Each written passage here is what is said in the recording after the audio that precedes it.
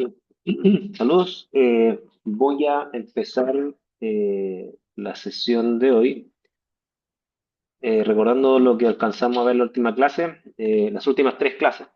Alcanzamos a ver lo que era la cromatografía de reparto. eh, También alcanzamos a analizar algunos casos respecto del orden de elusión, el efecto de la polaridad sobre las cifras de mérito termodinámicas, particularmente el factor de retención y la resolución. Eh, y también el efecto de el pH de la fase móvil sobre la resolución, el factor de retención y el factor de selectividad y el tiempo de retención, y lo vimos con un par de ejemplos. Por lo tanto, todo lo que se refiere a la termodinámica de la cromatografía de reparto y las variables involucradas con algunos ejemplos, ya la vimos en tres sesiones. Y ahora es turno de ver una nueva modalidad cromatográfica que se llama cromatografía de intercambio iónico. ¿Por qué cromatografía de intercambio iónico? Porque en el mundo de la cromatografía, al menos la cromatografía líquida, gran parte del mercado es cubierto por la cromatografía de reparto.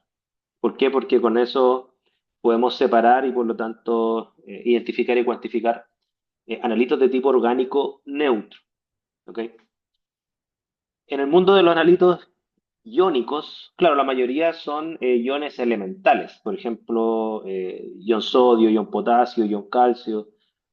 Y esos iones, en estricto rigor, no requieren cromatografías para ser determinados, por cuanto los métodos de espectroscopía atómica elementales, como la emisión atómica de plasma, de llama, la absorción atómica o emisión atómica de llama, o incluso el ICP masa, son suficientemente selectivos como para que si yo tengo una muestra en la cual quiero determinar calcio, aun cuando existan muchos otros iones y moléculas en solución, el plasma va a romper todas las moléculas, va a dejar todo esto en estado elemental, la llama también, con menor efectividad, pero también lo logra.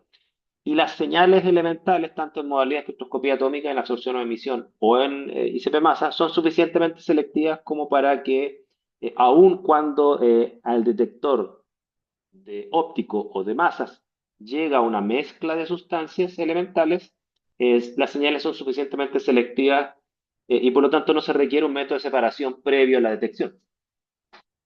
Pero queda un espectro de analitos que son iones moleculares, por ejemplo, un carbonato, un perclorato, un nitrato, eh, que ese tipo de analitos no se podría determinar, no se puede determinar por métodos elementales como la espectroscopía atómica o la espectrometría de masa. Y por lo tanto, y además considerando que la cromatografía de reparto tampoco puede determinar analitos iónicos porque diluyen en el tiempo muerto, salvo que se haga esta especie de par iónico que discutí en clase, pero eso es muy difícil de controlar y no siempre funciona. Bueno, entonces tiene que haber una cromatografía que se especialice en separar analitos iónicos, sobre todo los moleculares que son los más complejos de determinar por otro tipo de tecnologías que no requieren método de separación. Y aquí surge la cromatografía de intercambio iónico como un método de separación de cromatografía líquida que viene a cubrir esa demanda. ¿Ok? Eh, por ejemplo, les pongo un caso. Yo tuve la suerte de trabajar en SQM antes de entrar a la academia. Y ahí había un analito que siempre era problemático para los productos de SQM, que era el perclorato. ¿Ok? SQM vende fertilizantes. Y claro, y el perclorato es un ion que tiene cierta toxicidad. Entonces era necesario controlar la presencia de perclorato en fertilizantes para que los fertilizantes que se producían no superaran cierto nivel sobre el cual los clientes no lo compraban. Entonces, claro, determinar perclorato en una muestra de fertilizante que tiene muchos otros iones, como nitratos, por ejemplo, tiene una complejidad y se hacía por cromatografía de intercambio iónico. Eh, claro, no digo que la cromatografía de intercambio iónico sea la única alternativa para poder separar y, por lo tanto, identificar y cuantificar analitos iónicos moleculares. También existen en el mercado, y eso lo vimos en el curso de Analítica 2, existen electrodos de ion selectivo que responden a ciertos iones moleculares también. Pero no siempre esos iones son suficientemente selectivos o robustos ante una matriz compleja como para generar resultados confiables. Y muchas veces pasa que yo necesito separar el analito de la matriz para poder identificarlo. Entonces, sin más dilación, podemos ir ahora a cuáles son los fundamentos de la cromatografía de intercambio iónico. Siempre cuando uno enfrenta una nueva cromatografía que nunca ha escuchado antes, las teorías cromatográficas que vimos anteriormente, la teoría del plato teórico equivalente y la teoría cinética de ilusión, siguen siendo válidas. Es decir, el efecto que tiene el largo de la columna, el diámetro de la partícula, la velocidad de la fase móvil, son parámetros que yo puedo seguir manipulando aún en este tipo de cromatografía para mejorar la resolución, por ejemplo, o disminuir los tiempos de análisis. Porque yo puedo manipular de forma indirecta la eficacia, o sea, el número de platos teóricos, a través de variables físicas o hidrodinámicas. Pero cuando uno enfrenta una nueva cromatografía, uno tiene que preguntarse cuál es la termodinámica de la cual depende el coeficiente de distribución. Porque si yo sé cuál es la termodinámica de la cual depende el coeficiente de distribución, voy a saber también cuáles variables afectan al factor de retención y selectividad y por lo tanto a la resolución. Y yo tengo más opciones para poder optimizar, por ejemplo, un método cromatográfico o en su efecto comprender su funcionamiento, comprender, por ejemplo, un orden de elusión. Entonces, lo que voy a ver a continuación es un intento de comprender cuál es la naturaleza de la cromatografía de intercambio iónico, quién aporta la fuerza huyente y por lo tanto de qué depende el coeficiente de distribución, y luego todo lo que se decante de eso va a seguir la misma lógica de la cromatografía de reparto. Ciertamente que las variables no son las mismas porque otro tipo de cromatografía, pero una vez que uno entiende esas variables, la forma de razonar sigue siendo prácticamente la misma para hacer predicción. ¿En qué consiste la cromatografía de intercambio iónico? Como el nombre lo dice, intercambio iónico, este tipo de cromatografía se basa en un equilibrio de intercambio de iones, entendiendo que mi analito es un ion, pero ese analito iónico tiene que intercambiarse con un ion de la fase estacionaria.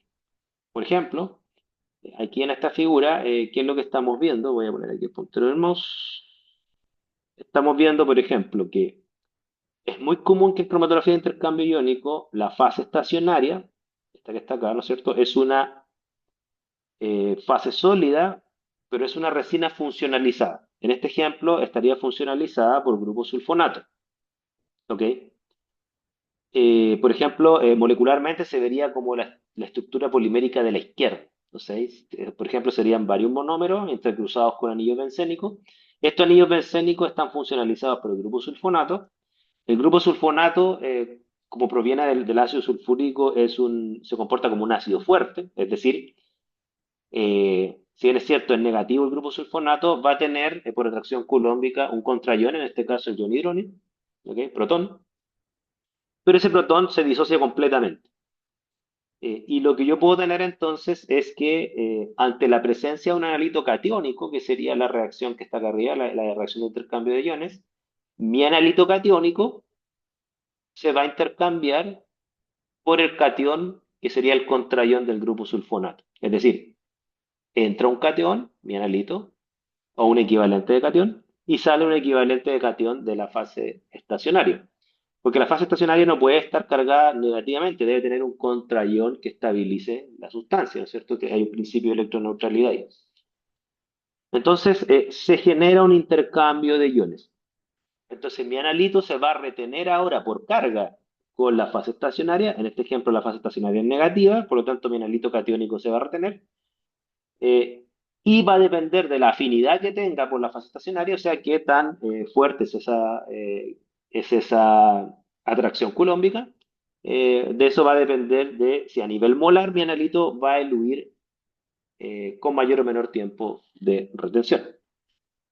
Si por el contrario mi analito es un anión, se sigue la misma lógica pero inversa, es decir, aquí, que no se muestra en esta figura, pero mi fase estacionaria debería tener grupos funcionales positivos, por ejemplo, en este caso una amina cuaternaria, debería tener un contraion aniónico, que en este caso sería el ion hidroxilo, y si mi analito es un anión, entonces un equivalente de mi analito que viene en la fase acuosa o móvil se intercambia por un equivalente de anión que está en la fase estacionaria, entonces mi analito pasaría a la fase estacionaria o sólida, se retendría y liberaría un ion de anión a la fase móvil.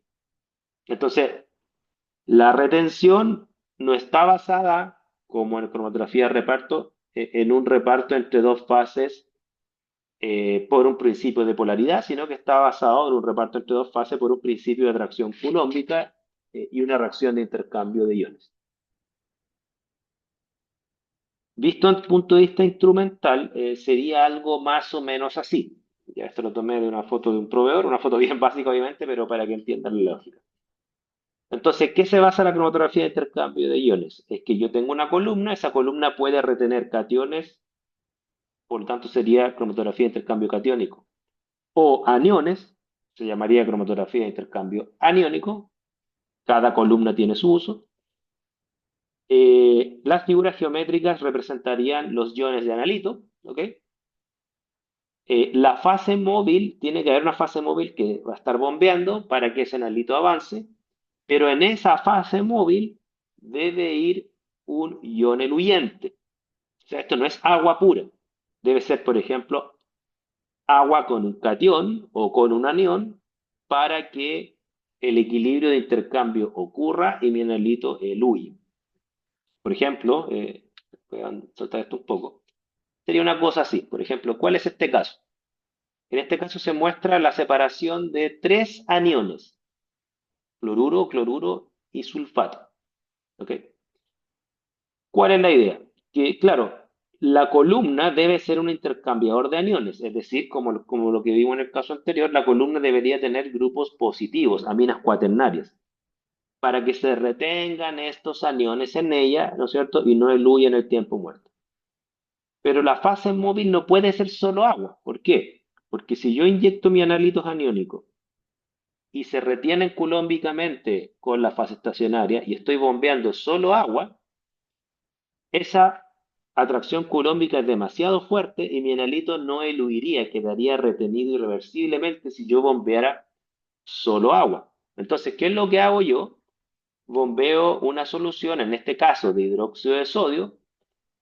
El ion eluyente sería el ion hidroxilo, es decir, yo tengo mi fase estacionaria, viene mi analito, puede ser como que este fuera el analito, viene el analito y se retiene, ¿ok? Pero como la fase móvil tiene ion hidroxilo, viene un ion hidroxilo desde la fase móvil, desplaza mi analito hacia la fase móvil y queda el ion hidroxilo ahora retenido. A nivel molar, ¿no es cierto? Mientras más iones hidroxilo estén en la solución, va a generar que más desplazado estén las partículas de analito hacia la fase móvil. Por el contrario, mientras menos ion hidroxilo hay, es menos probable que ocurra este intercambio y por lo tanto el analito va a tender a quedar más retenido. Por eso, si es que hay cero ion hidroxilo, ocurre una retención culómbica que haría que el analito no eluya. Por eso cuando yo digo fuerza eluyente, es que la fase móvil debe tener un anión que compita por la fase estacionaria con mi analito. Esa es la lógica que está detrás. Entonces, claro, esto va a generar que los iones eluyan y va a depender de la afinidad por la fase estacionaria. Hay aniones que tienen más afinidad por la fase estacionaria que otros. De eso va a depender el orden de elusión. Por ejemplo, en esta figura no es casualidad que el ion sulfonato eluya al final porque como es un dianión, tiene mucha más fuerza culómbica que el fluoruro o el cloruro y por lo tanto va a eluir al final. ¿Ok? Entonces luego sale la mezcla, ¿no es cierto? Por aquí saldría la mezcla en donde iría a mí ion fluoruro, ion cloruro, ion sulfato y el ion hidroxilo junto con los contraiones, los cationes. ¿Ok? Sodio en este caso. Después voy a explicar esto último que está acá abajo que tiene que ver con el sistema detector, que son los detectores de cromatografía, los vamos a ver más adelante. Y aquí nosotros generamos entonces un perfil de elusión en donde los aniones eluirían, eh, en primer lugar, ¿no es cierto?, eluirían los iones que no se retienen. Si esta es cromatografía de intercambio aniónico, entonces primero van a eluir los cationes. Y después van a eluir los aniones y van a eluir en orden creciente dependiendo de dos cosas, de la carga. Los iones monovalentes eluyen primero, se retienen menos, y los iones divalentes o trivalentes tienden a eluir después. Eso es en general, pasa así, hay algunas excepciones. Y también tiene que ver con el radio del ion. El ion fluoruro, que está en el grupo de los halógenos, acuérdense, los halógenos están flúor, cloro, bromo, yodo, ¿no es cierto? Claro, el ion fluoruro, que es como átomo es un ion más pequeño, como ion hidratado es más grande, entonces por eso eluye primero el ion fluoruro, después el ion cloruro y después debería eluir el ion yoduro. Y así logra una separación. ¿Ok? Eso que yo les acabo de explicar en dinámico, en la mayoría de los libros lo explican en estático, lo explican como el equilibrio, ¿no es cierto? Entonces dicen, ocurre un equilibrio de intercambio iónico donde S sería la fase estacionaria, AC sería la fase acuosa o móvil, ¿no es cierto? Y si yo estoy intercambiando, por ejemplo, en el ejemplo que vimos, ion hidroxilo por mis aniones, pues bien, mi fase estacionaria va a tener originalmente ion hidroxilo, mi analito va a ocupar, que viene disuelto en la fase móvil, va a ocupar un sitio activo del ion hidroxilo y va a desplazar ese ion hidroxilo hacia la fase móvil y mi analito va a quedar retenido en la fase estacionaria. Ahora, yo puedo desplazar este equilibrio, por ejemplo, si yo incremento la concentración, voy a hacer una raya acá, si yo incremento la concentración del ion hidroxilo acá, ¿no es cierto? Yo le incremento, entonces el equilibrio se va a desplazar hacia la izquierda. ¿Qué genera eso? ¿No es cierto? Que si yo desplazo el equilibrio hacia la izquierda, una mayor proporción, esto hay que pensarlo molarmente, no como la partícula, una mayor proporción de analito va a estar en fase móvil, va a haber una menor proporción en fase estacionaria, ¿ok? Por desplazar este equilibrio, y por lo tanto, dado que el analito va a tender a estar molarmente más hacia la fase móvil que la fase estacionaria, ese analito va a tender a eluir antes. O sea, yo puedo disminuir el tiempo de retención de un analito incrementando la concentración del ion eluyente. ¿Ok? Ahora, para hacer el sistema predecible, y se acostumbra así a hacerlo experimentalmente, el contraión que ocupa el sitio activo original de mi fase estacionaria, porque yo no puedo tener una fase estacionaria cargada, yo tengo una columna que intercambia en este caso aniones. El sitio activo es catiónico, pero la columna debe venir con un anión, por un principio de electroneutralidad, es inestable una sustancia con puras cargas positivas. Este sistema se vuelve predecible y reproducible si es que el contraión de la columna, en este caso ion hidroxilo, es igual al ion eluyente, en este caso el ion hidroxilo de la fase móvil. De manera que si entra un ion hidroxilo, sale un ion hidroxilo. ¿Ok? Porque si tuviéramos un anión distinto en la fase estacionaria que en la fase móvil, ya no sería un equilibrio, serían dos equilibrios los involucrados, y ahí el sistema se vuelve impredecible porque yo no sé quién tiene más o menos afinidad, si el guión de la fase estacionaria o de la fase móvil. Por eso es muy común que cuando uno trabaja en este tipo de cromatografía, yo a la columna, antes de hacer cualquier inyección de mezclas de analitos, ¿no es cierto? Yo le hago bombear por un tiempo determinado fase móvil, en este caso ion hidroxilo, para asegurarme que toda la fase estacionaria va a quedar bajo la forma hidroxilo también. Y así el sistema se vuelve predecible. Y cuando digo predecible, es que los tiempos de retención dan con una buena precisión. ¿Ok? Porque si el sistema se vuelve irreproducible, puede que una inyección me dé un tiempo de retención de 1 minuto y la siguiente inyección me da un tiempo de retención de 2 minutos para el mismo analito y ahí ya no puedo identificarlo. Ahora, voy a borrar acá.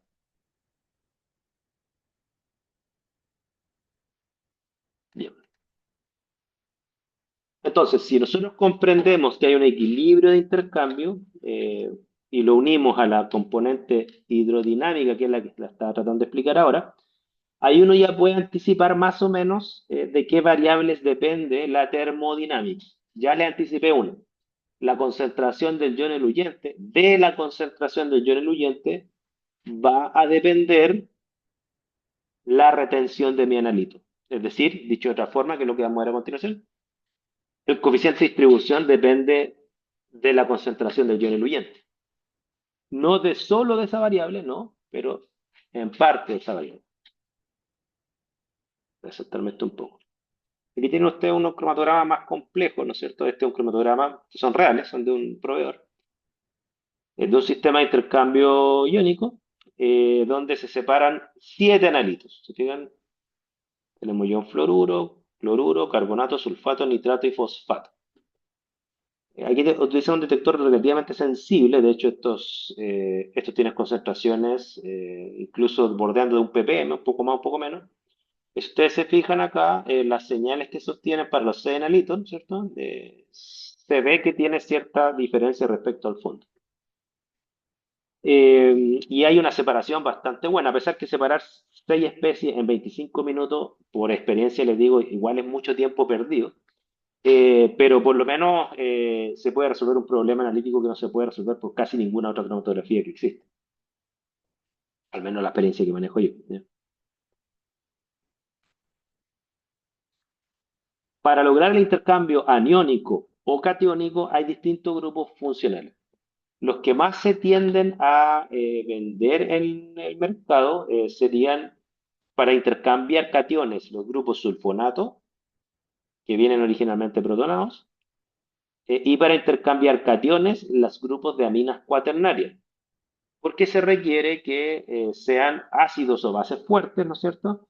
Para que el tema de la disociación sea completa y no parcial y se pueda ocurrir este intercambio de forma, digamos, energéticamente favorable. Ahora, aquí tenemos entonces el equilibrio de intercambio. ¿Por qué estoy mostrando el equilibrio de intercambio? En este caso, intercambio catiónico. Porque vamos a desarrollar una expresión que nos va a permitir ver la dependencia del coeficiente de distribución. Recuerden que ese es el objetivo. Necesito saber de qué variables depende el coeficiente de distribución.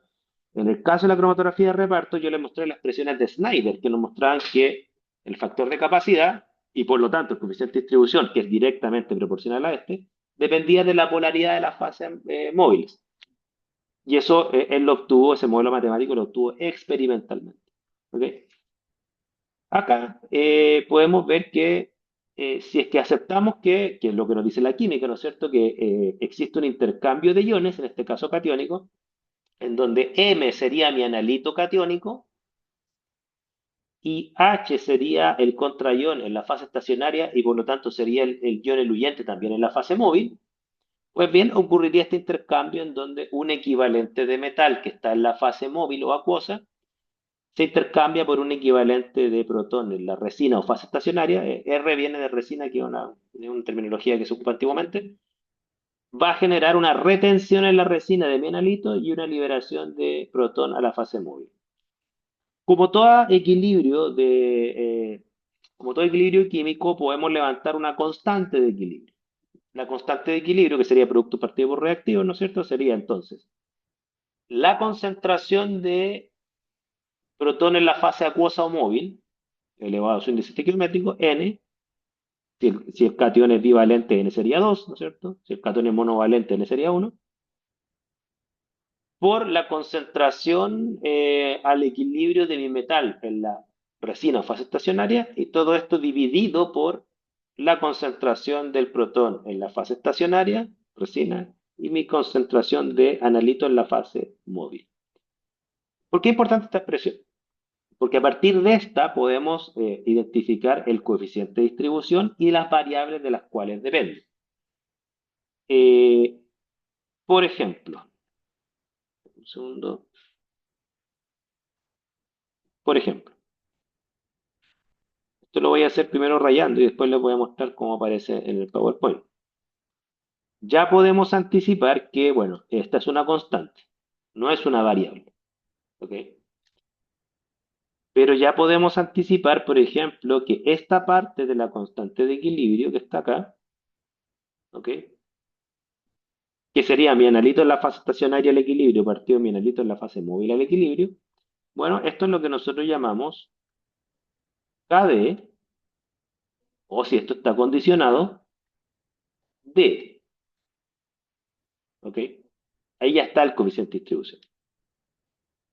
Pero lo importante es que las variables experimentales estarían acá. A ver, voy a marcarlo en otro color. Estarían acá. Estarían acá en, marcarlo acá en azul. Las variables estarían acá. Pero fíjense lo siguiente. Esta es una variable, que es la concentración del ion eluyente en la fase móvil. Esa concentración es una variable independiente. ¿Por qué? Porque nosotros la manipulamos. La concentración del ion eluyente, el hidróxido de sodio en el ejemplo que vimos anteriormente, eso yo lo controlo, yo preparo mi fase móvil. Por lo tanto, ¿qué concentración voy a tener del ion eluyente? Esto yo lo sé, es una variable independiente y se le llama, en jerga de la química analítica, se le llama C sub cero, que es la concentración inicial que yo pongo en mi fase móvil. ¿Ok? Y esa es la que yo bombeo y con la cual yo desplazo el equilibrio. Siendo bien fino, en estricto rigor, la concentración que yo preparo de fase móvil, supongamos que ustedes preparan una concentración 0,01 molar de ion de protón, o sea, pH 2, ¿no es cierto? La concentración que queda de mi protón al equilibrio no es exactamente de pH 2. De pH 2 es inicialmente, cuando ustedes la preparan, pero cuando la bombean en la columna, claro, si es que hay analitos que se retienen en la fase estacionaria, ¿no es cierto? La fase estacionaria va a arrojar también ion hidronio a la fase móvil. Entonces vamos a tener un problema que va a estar el ion hidronio que yo preparé, más el que me va a aportar la fase estacionaria. Entonces, el C sub cero, la concentración de ion hidronio al equilibrio en la fase móvil no es exactamente igual a la inicial. Pero como estamos trabajando en un contexto analítico donde mis analitos son trazas, son muy pocos los moles de analito realmente que hay respecto de los moles de ion eluyente, que se le llama a que la concentración de ion hidrógeno en el equilibrio es aproximadamente igual a la concentración inicial que yo preparé, porque lo que aporta la fase estacionaria de protones es muy poco. ¿Okay? Entonces valga un poco la aclaración. Entonces, eso uno le llama C sub cero, porque aproximadamente la concentración del ion eluyente en la fase móvil es aproximadamente igual a la concentración que yo preparé inicialmente de fase móvil antes de ponerla en contacto con la fase estacionaria. ¿Ok? Y lo que los voy a tratar de convencer, con argumentos ciertamente, ¿no es cierto?, es que, voy a devolverme, entendiendo que, disculpe, voy a borrar mucha raya que hay acá, si no los van a confundir, entendiendo que este término es el coeficiente de distribución. ¿Ok? Esta es mi variable dependiente. Esta yo quiero saber de qué depende. Sé que depende de una constante, esta que está acá. Entonces, como es constante, no hay problema. Sé que depende de una variable independiente, que es esta que está acá, que es la concentración de millón eluyente, C sub cero. Pero la duda que queda es, ¿y este término que está acá? ¿Es variable o es constante? ¿Ok? Físicamente, este término es la concentración de millón eluyente en la fase estacionaria, no en la fase móvil. Lo voy a tratar de convencer que ese término es aproximadamente constante. ¿Ok? Y que por lo tanto mi coeficiente de distribución en este equilibrio que estoy mostrando, que es el más simple de todos, va a depender de una sola variable que es la concentración del ion eluyente. ¿Por qué puedo afirmar que mi concentración de protón en la fase estacionaria, en la resina, es constante también? Por lo siguiente, y aquí hay que entender esto como una aproximación. Les voy a mostrar ahora una figura. Por ejemplo, un intercambiador de cationes sería algo más o menos así. Sería una esfera sólida, normalmente es sílica o algún polímero orgánico funcionalizado, y este tiene grupo sulfonato. ¿Ok? Entonces, Por 1 gramo de fase estacionaria, que tiene varias de estas esferas azules, hay X cantidad de grupos sulfonatos. ¿Ok? Ahora, eh, ¿cuánta capacidad para retener cationes tiene 1 gramo de fase estacionaria? Eso es lo que se llama el C sub E, Capacity Exchange, de sus siglas en inglés. Por ejemplo, yo puedo tener, por poner un invento, 10 miliequivalentes por gramo de resina. Quiere decir que en 1 gramo de resina van a haber 10 miliequivalentes o milimoles, si es que el factor es 1, de grupos sulfonatos capaces de retener, por lo tanto, 10 miliequivalentes de cationes en 1 gramo. O sea, tiene muchos sitios activos para retener. ¿Ok? Ahora, ¿quiénes ocupan esos sitios activos? Bueno, lo que nos muestra la teoría, perdón, lo que nos muestra la teoría es esto. Claro, la mayoría de los sitios activos sulfonatos van a ser ocupados por grupos de protones. ¿Van a haber en un proceso cromatográfico cationes de mi analito? Sí, de hecho aquí yo intenté dibujar uno, acá. Pero ¿qué es lo que pasa? La cantidad relativa de cationes de analito que ocupan los sitios activos de la resina siempre va a ser muchísimo más baja que la cantidad de cationes que son utilizados por el ion eluyente. Y la razón es bien simple, y ustedes ya han trabajado en cromatografía en el laboratorio. Yo tengo una columna a la cual le hago un bombeo de un flujo continuo de fase móvil. O sea, voy a tener moles y moles entrando de forma continua de protón en este caso, ¿no es cierto? Porque es una solución en donde el ion eluyente es el ion hidróneo. ¿Y yo qué es lo que hago? Cuando yo inyecto mi analito como estándar o como muestra, yo inyecto una cantidad discreta, yo inyecto 100 microlitros de una muestra. Entonces, inyecto 100 microlitros de una muestra que tiene concentraciones muy bajas de menolito y estoy bombeando un flujo muy elevado, son ml minuto, de un catión que viene muy concentrado. Entonces, en el equilibrio, prácticamente casi todos los sitios activos, o sea, casi toda la capacidad de cambio de la fase estacionaria, es ocupado por el ion eluyente. Muy poca cantidad de mi capacidad de cambio es ocupada por mi analito. Por lo tanto, lo que podemos decir como aproximación, lo voy a poner acá, es que la capacidad de cambio que tiene una resina, los 1000 equivalentes por gramo, es prácticamente igual a la concentración del ion eluyente en la fase estacionaria. No sé si me captan eso. La verdad. No sé si me captan eso. Entonces, ¿por qué es importante establecer esto? Porque, claro, voy a borrar acá. Porque si entendemos esa aproximación, podemos devolvernos la expresión original, acá, acá, ¿cierto? Y podemos entender entonces que mi ecuación de equilibrio, ¿no es cierto?, va a depender de qué? Del coeficiente de distribución, que es mi variable dependiente, la que yo quiero calcular o predecir su comportamiento de, y va a depender de una única variable experimental, que sería esta, la concentración del ion eluyente, C sub 0, ¿ok?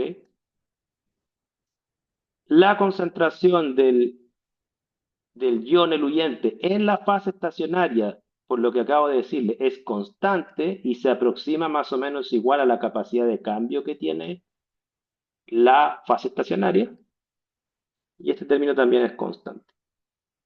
Y además es importante porque esta capacidad de cambio, este C sub E, e incluso se sabe, cuando uno prepara las propias columnas y uno compra una fase estacionaria, como se hacía antiguamente, ya no se compran estas cosas, dice, esta resina tiene una capacidad de cambio de 0,5 mil equivalentes por gramo, por ejemplo. Entonces, si es que entendieron esta parte, yo les voy a mostrar ahora cómo desde esta expresión de equilibrio, ¿no es cierto? Podemos transformarla en una expresión de la cual aparece el coeficiente de distribución y su dependencia experimental. ¿Cuál sería esa expresión? No, esta está acá. Sería esta que está acá, perdón. Aquí me solté hartos pasos. Sería que, aquí voy a dibujarlo, ¿no es cierto? Buscarlo acá y acá.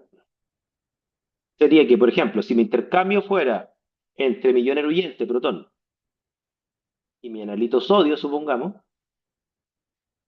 bueno, esta constante de equilibrio sería igual a la constante de distribución del sodio.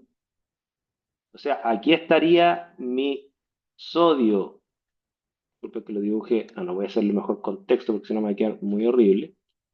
Dentro de este KD estaría el sodio en la fase estacionaria partido por el sodio en la fase móvil. ¿Ok? Y esto sería además igual a la concentración del ion eluyente en la fase acuosa o móvil, partido por la concentración del ion eluyente en la fase estacionaria o resina, pero con las aproximaciones que le acabo de explicar, ¿no es cierto? Me quedaría entonces que mi constante de equilibrio sería igual a mi constante de distribución por el C sub 0, que el C sub 0 sería mi concentración de ion eluyente, en este caso mi ion eluyente es protón acuoso, ¿ok? Dividido por el C sub E, que mi concentración del ion eluyente en la resina es aproximadamente igual a la capacidad de esta, porque casi toda la capacidad de la resina está ocupada por el ion eluyente. O sea, rearreglando esta expresión, es que la constante de distribución es igual a la constante de equilibrio por el C sub E, que también es constante, dividido por un único término independiente, que sería el C sub 0. Ustedes se ven qué es lo que muestra esta expresión, que a mayor concentración de ion fluyente, a mayor C sub 0, menor es el K. Aquí el C sub 0 aparece como lineal, es decir, elevado a 1. Si es que el intercambio fuera 1 es a 2, bueno, este C sub 0 en realidad quedaría elevado a 2. En términos generales, la expresión más general es que ese término está elevado a n. Creo que aquí tengo la expresión elevado a n para que les quede claro que no siempre es dividido por C sub 0, puede ser dividido por C sub 0 elevado a 2, elevado a 3, dependiendo de la carga de los iones involucrados. Aquí tengo una figura más general. Aquí está. Esta sería la figura más general. Y voy a borrar las rayas que están ahí arriba. La ecuación más general, aplicable a cationes o aniones, ¿no es cierto?, sería que la constante de distribución en intercambio catiónico o en intercambio aniónico, ¿no es cierto?, sería igual a la constante de equilibrio por C sub E partido por C sub 0 elevado a n. ¿Ok? Y n, claro, sería la carga de mi analito. Si yo tengo un anión dianiónico, como el sulfato, por ejemplo, entonces van a ser dos hidroxilos por un sulfato, entonces aquí el n sería 2, por ejemplo. ¿Ok? No sé si se entiende. Bueno, ahí ustedes me harán las preguntas por correo en caso que no me entiendan o cuando nos veamos nuevamente.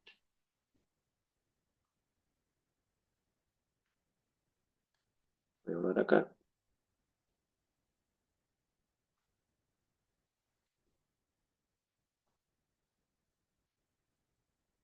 En general, para entender el orden de elusión, ¿no es cierto? Este es el orden de afinidad por las fases estacionarias. Por ejemplo, si ustedes se fijan acá, en general, lo que nosotros encontramos, por ejemplo, en el caso de intercambio catiónicos, es este orden, y el orden sigue el orden precisamente de los grupos periódicos. Por ejemplo, el litio tiene menos afinidad que el sodio, menos afinidad que el potasio, que el rubidio, el cesio, bueno, y faltaría el francio. Porque claro, el litio en el grupo de los alcalinos está más arriba, es un átomo más pequeño. Por ser un átomo más pequeño, es un catión que en agua es una carga muy densa, porque es una carga más positiva en poco volumen. Eso hace que se rodee de muchas moléculas de agua para estabilizarlo, y eso hace que la retención culómbica con la fase estacionaria sea poco eficiente, es decir, eluye primero que el sodio, que el potasio, que el rubidio, que el cesio. Pero en general, por ejemplo, los cationes bivalentes, magnesio, calcio, estroncio, bario, tienden a eluir después que los monovalentes, porque cuando un ion tiene doble carga, es el doble de fuerza culómbica. Recuerden que esto es Q1 por Q2 la expresión de Coulomb, ¿no es cierto? Y en el caso de los aniones pasa lo mismo, o sea, tenemos los aniones, por ejemplo, de los haluros, flúor, cloro, bromo y yodo. Flúor tiene menos afinidad por una resina intercambiadora de aniones, una fase estacionaria intercambiadora de aniones que cloro, que bromo y que yodo, y es por la misma razón. El flúor está más arriba en el grupo de los halógenos, es un anión en solución entonces con mucha densidad de carga, una carga negativa por poco volumen, se rodea de muchas moléculas de agua y eso hace que la interacción culómbica con la fase estacionaria sea menos eficiente, el ion hidratado más grande, y por lo tanto hace que eluya antes. Claro, si aquí hubiera en esta figura iones bivalentes como el sulfato o como el carbonato a pH básico, ¿no es cierto? Bueno, ahí ustedes tendrían que deberían eluir después. Ahora, en general, como yo les decía, analíticamente yo no recomiendo bajo ningún punto de vista, o no me imagino una situación tan específica como para recomendar utilizar cromatografía de intercambio catiónico, por ejemplo, para determinar litio, sodio y potasio, porque la razón es bien simple, con un equipo de absorción o emisión atómica de llama es suficiente, no necesito cromatografía para generar una señal selectiva. Por lo tanto, no lo recomiendo. Ahora, lo que sí pasaría, sí, y es bueno saberlo, es que, claro, no lo recomiendo como analito, pero por ejemplo, sí se podría utilizar sodio, hipotéticamente, como ion eluyente, o sea, como el ion que se intercambia por mi analito en una cromatografía. A pesar que por términos de, por así decirlo, de precio y de estabilidad, se tiende a utilizar como cation eluyente el ion hidronio y como anion eluyente el ion hidroxilo, porque como provienen de la disolución del agua, es mucho más fácil controlarlo y generarlo. De hecho, y aquí con esto voy a terminar, les voy a mostrar la tecnología al respecto ha avanzado bastante, me refiero a las tecnologías de las fases móviles, y a ver, denme un segundo, les voy a mostrar, como para cerrar este video del día de hoy, les voy a mostrar una figura eh, tecnológica, por así decirlo.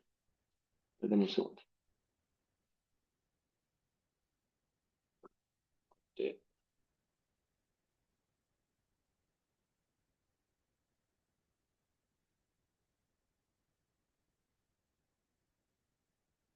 Esta.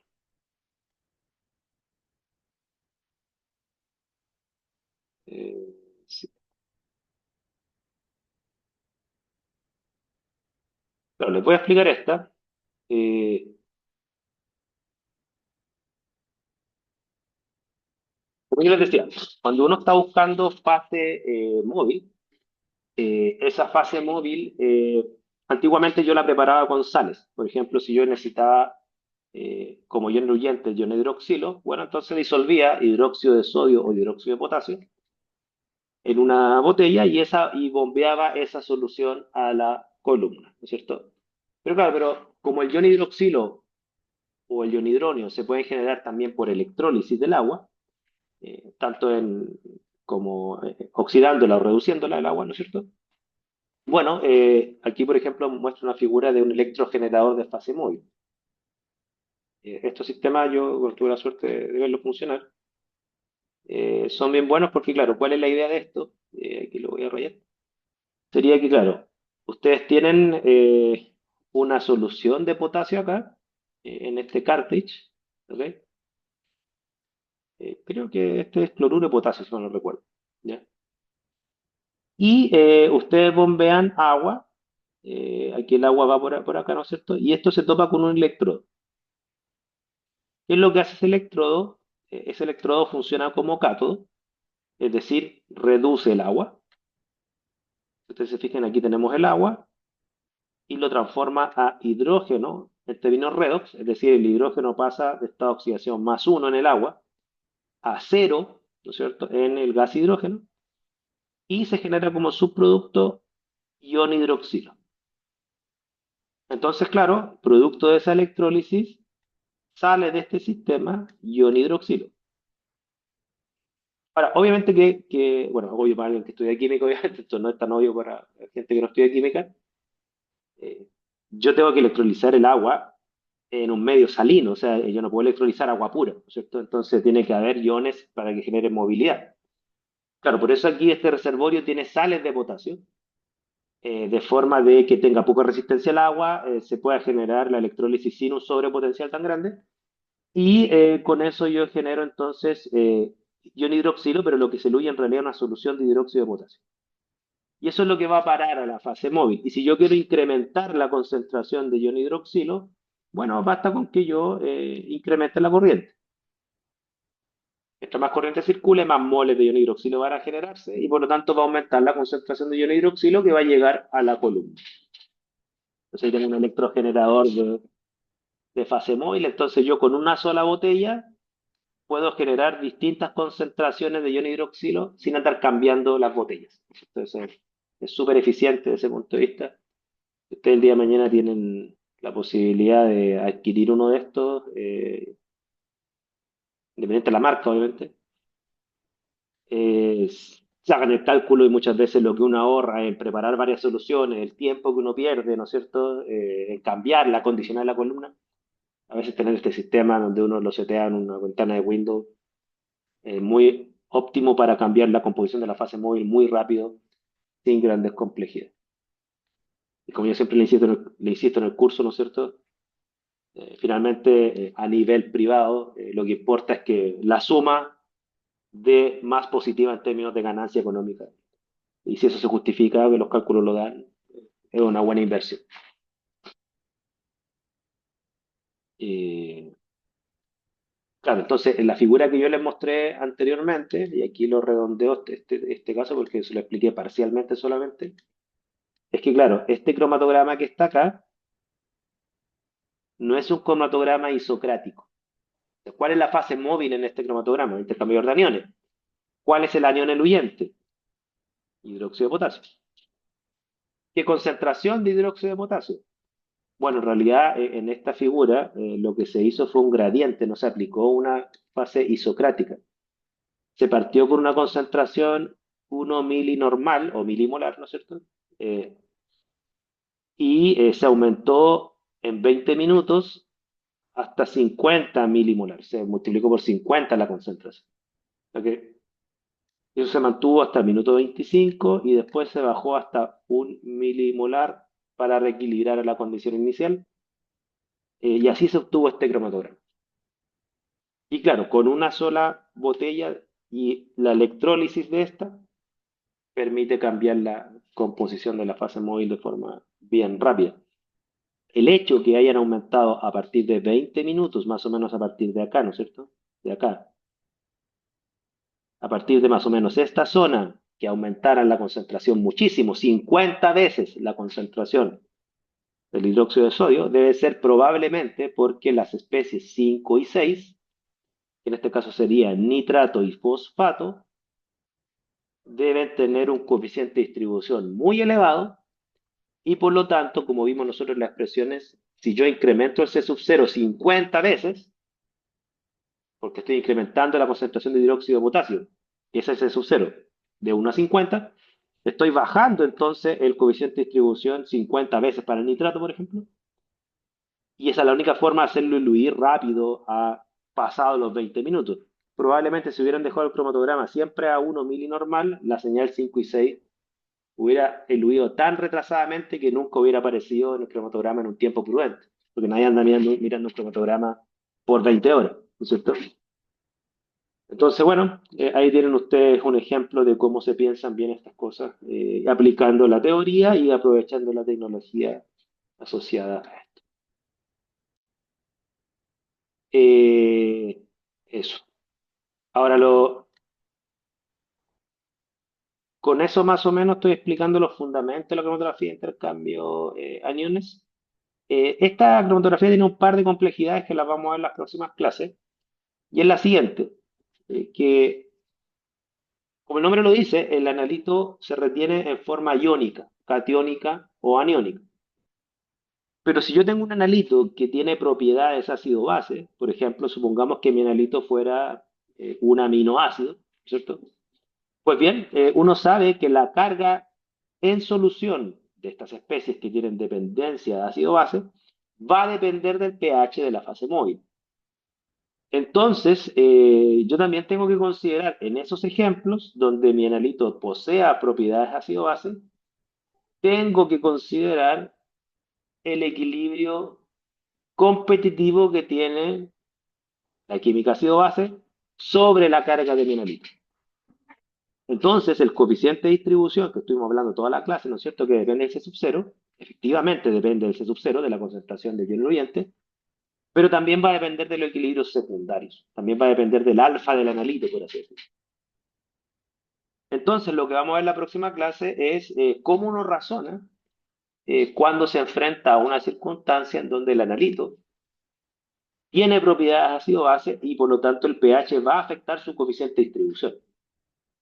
No solo por la concentración del ion diluyente, sino que lo va a afectar por su naturaleza de equilibrios secundarios. ¿Ok? Voy a mostrarle un par de casos, probablemente voy a centrarme en el caso de la especiación de arsénico, que es una de las más populares que hay, en donde se explota la cromatografía de intercambio de aniones con dependencia ácido-base sobre especies de arsénico que son ácidos débiles. ¿Ok? Eso vamos a verlo en la próxima sesión.